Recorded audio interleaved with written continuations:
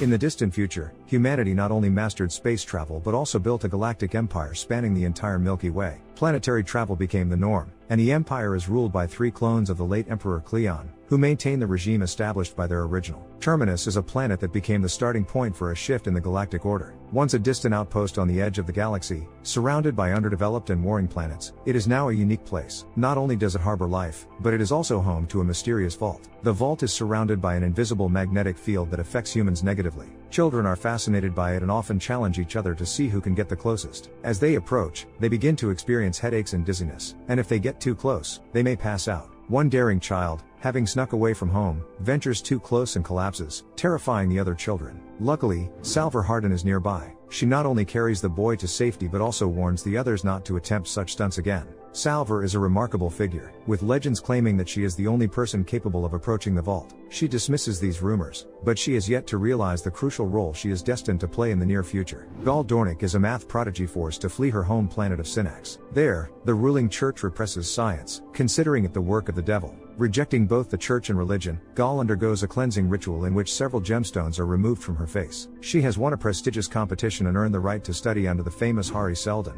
the creator of psychohistory, a science that predicts the future through mathematical calculations. The people of Synax view Gaal with contempt and hatred, so her parents hurriedly send her off on a ship, giving her a tearful goodbye. They cannot abandon their faith and leave with her, but they hope she will fulfill her potential and never return to the planet where she could be executed. On the ship, Gaal meets Gerald, a thoughtful man who helps her adjust to her new reality. She is unfamiliar with how the ship operates and is frightened by her first space journey, so Gerald offers her constant support. During the space jump, people must sleep, as it's dangerous for them to stay awake. They are placed in special protective pods, but Gaal wakes up during the jump, shocking the crew. Soon after, she arrives on Trantor, the capital of the Galactic Empire, ruled by the 3 clones of Cleon. As Gaal disembarks, she notices soldiers escorting several coffins and learns about a conflict between several planets on the edge of the galaxy. Equally awe-inspiring is the space elevator that takes her down to the planet's surface. Brother Dawn is still young and learning from Brother Dusk. At this time, the Empire is ruled by Cleon 12. Brother Day is aggressive and ruthlessly punishes anyone who dares question his authority and power. Upon learning that one of his subjects has read a treatise by someone who doubted the Emperor's rule, Brother Day immediately orders the man's execution. At a formal dinner, the clones, considered brothers, discuss both foreign and domestic policies, as well as the Empire's problems. Brother Dusk frequently teaches his younger sibling and allows him to take part in decision-making. Soon, delegations from 2 warring planets arrive on Trantor, and it is Brother Dawn who has the opportunity to settle the conflict, making his first wise and decisive choice. Meanwhile, Gaal meets Rach, Hari Seldon's adopted son. He proves to be a pleasant conversationalist and sparks her interest, but Gaal is focused on her studies. When she sees the magnificent library, she is stunned to hear that the building is soon to be destroyed. Hari gives her a rare treatise by her favorite author, written in the original language, and shares some bad news. Hari has the ability to predict the future and knows that the Empire is doomed to collapse. The government not only fears his words but also the possibility that people will believe him, so he is due to be arrested soon. Since Gaal has now arrived on Trantor, she too will be arrested alongside him, but she may be the one who can help them escape. The Emperor and his brothers receive gifts from the warring planets. They recognize that these are not mere souvenirs, but objects with hidden messages. One army presents a bow made without metal, indicating their limited resources, while the other gifts reflect their power and readiness for war. Brother Dawn struggles to understand the situation, so Brothers Day and Dusk advise him on how to act wisely to end the war and bring order to this corner of their empire. Hoping for a less grim prediction, Gaal seeks out a seer and asks him to reveal her future. However, his prophecy is no less terrifying, which forces her to reconsider her decisions. She begins to regret coming to Trantor in pursuit of knowledge, but it's already too late. At dawn, both Hari and Gaal are arrested on charges of treason. During the court session, Hari faces the prosecutor and presents his predictions. He is convinced that the Empire's collapse is inevitable, and after its fall, a dark age will ensue, lasting no less than 30,000 years. Hari proposes the creation of a foundation, a repository of human knowledge that would help future generations rebuild civilization rather than start from scratch, learning how to make fire and reinvent the wheel. While Hari's words are met with skepticism and criticism, Gaal has a private encounter with Gerald. It turns out that Gerald is not just a random fellow traveler but an Imperial agent who has been monitoring her since her first scientific discovery, which astonished her planet's people. Gerald offers Gaal a deal: discredit psychohistory and Hari's claims. As a prodigy, she could be the only one capable of legitimately disproving the scientist's theories. The agent is extremely persuasive, presenting her with 2 options: either let Hari be executed or face the Empire's wrath herself. As Gaal studies Hari's work, she realizes that he is right. Unafraid of the consequences, she confirms the accuracy of Hari's model. Furious, the Emperor orders the execution of both, as they challenge his absolute power. That night, terrorists infiltrate the Star Bridge and blow up Trantor's space elevator, causing it to crash to the ground, killing millions. Recognizing the horror of the situation,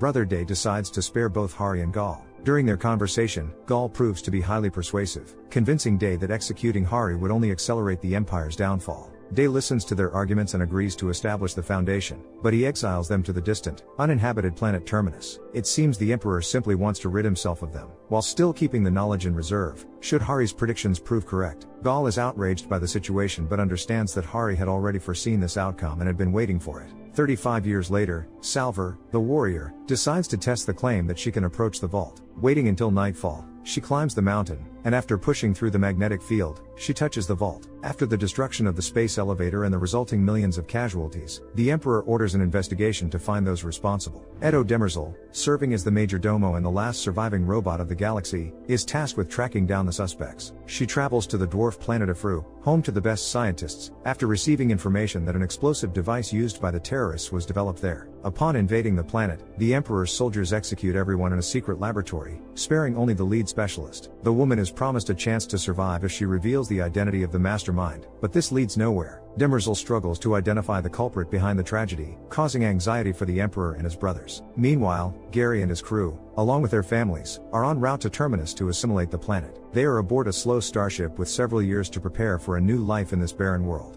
Gaal and Rach meet by the pool, where she encourages the scientist's son to learn how to swim.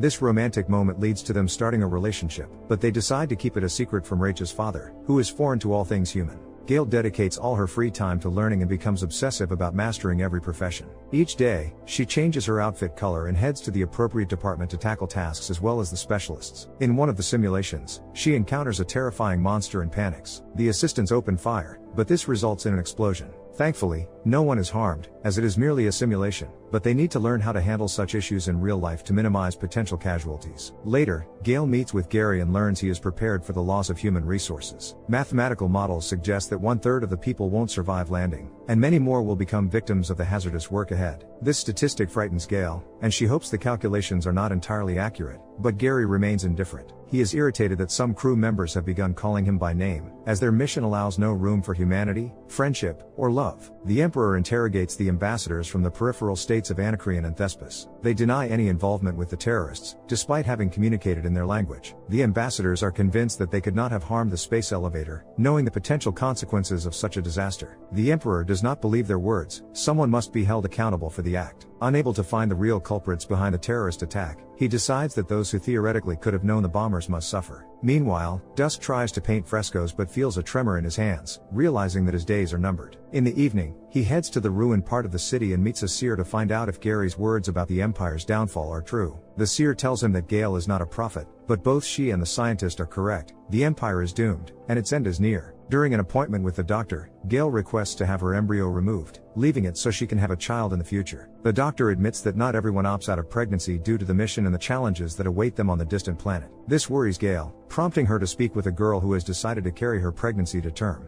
Despite all the persuasion and advice, the girl wants to give birth to feel like a happy mother and is unafraid of the possible consequences of her decision. Later, Gary hints that he knows about Gaal and Rach's relationship. This worries Gaal, but not as much as her calculation errors. The scientist is missing several crucial numbers, like pieces of a puzzle, which could lead to catastrophic results. Rach asks Gaal to solve the problem since she is a genius in mathematics and can find the necessary numbers. Soon after, Dusk organizes a dinner with the ambassadors of Anacreon and Thespis. He tries to be friendly, promising mercy if they cooperate. The Emperor and Dawn watch from the sidelines, believing their older brother is weak, but that's not the case. Dusk is only pretending to be benevolent. When he fails to gain their cooperation, he reveals his true nature, vowing brutal revenge for what has happened. The next morning, the Emperor sentences to death everyone who accompanied the ambassadors and begins bombing their planets. They are forced to witness the destruction of Anacreon and Thespis, leading to millions of casualties among the population. Dawn does not understand her older brother's cruelty, but Demerzel asserts that sometimes such decisions are the only right choice. Gary realizes that Gaal was right and decides to show humanity toward the staff. While in the laundry room, he calls each worker by name,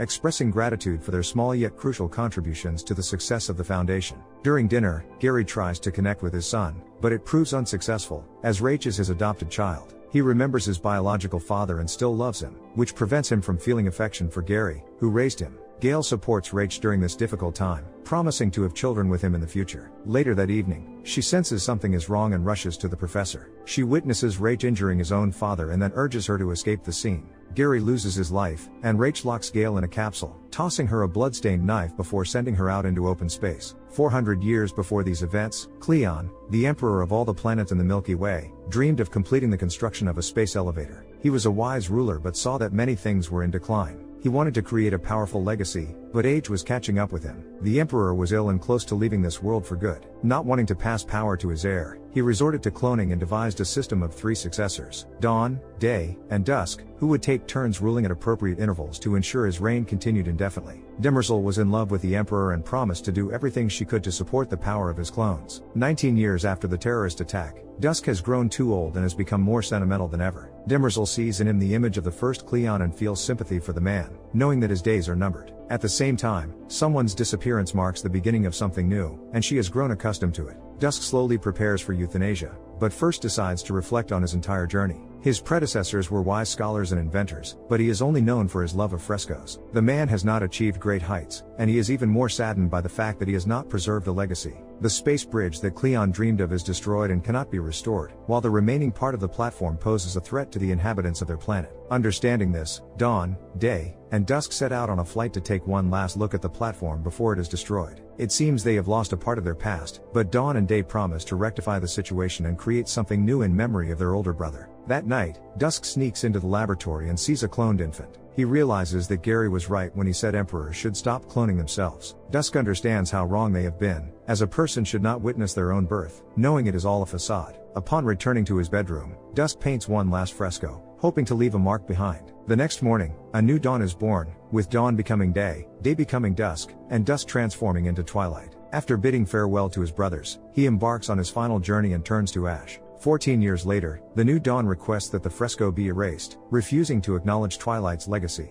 Meanwhile, the group led by Gary has reached the edge of the universe. After losing Gary and Gaal, they decide not to cancel the landing on Terminus and instead become followers of the late scientist and his assistant. Upon reaching the landing site, they are shocked to discover that another form of life already exists there, a repository with an invisible magnetic field. This entity, possessing an inexplicable power, repels people and instills fear. Consequently, they land the ship and establish a camp as far from the repository as possible, suspecting it may pose a potential threat. 35 years later, Salver, a second-generation colonist, has become the guardian of Terminus City. From childhood, she has been drawn to a mysterious artifact with a zero field, which does not repel her but instead lures her in, as if calling to her. In the present, Salver conducts an experiment and concludes that the magnetic field affects everyone except her. Furthermore, it is constantly expanding, which could pose a potential threat to their town. The followers continue to learn but realize that most knowledge will not survive the dark times. Because of this, Salver's mother and other scientists are forced to argue daily about which knowledge is of utmost importance and which can be erased from the history of humanity. Soon, Salver informs her mother about her discovery. Her mother doesn't understand why the magnetic field is expanding but suspects the consequences it might lead to in the near future. Hugo, a traitor and Salver's lover, arrives at Terminus. After spending the night together, Salver heads out to patrol the area. She notices a small boy nearby the remnants of a ship and follows him to help. The child hides among the old, rusted metal structures, forcing Salver to search for him. At one point, she encounters a local monster but manages to scare it off with a shot. Looking up at the sky, Salver sees shining lights and realizes that it's a bad sign. Using a telescope, Salver and Hugo see that 3 warships from Anacreon are approaching them.